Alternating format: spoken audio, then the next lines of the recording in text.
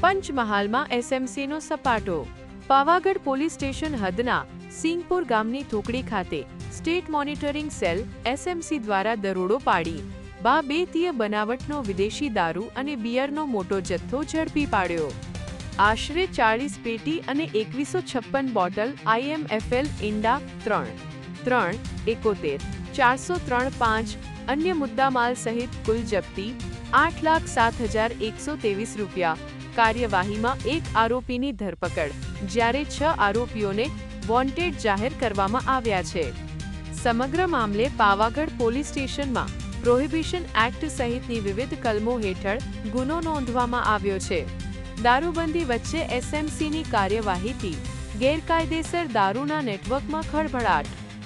અતુલ વિજયભાઈ Parmar, NEET 24 news, Ahmedabad. Daily news update માટે NEET 24 ને સબસ્ક્રાઇબ કરો।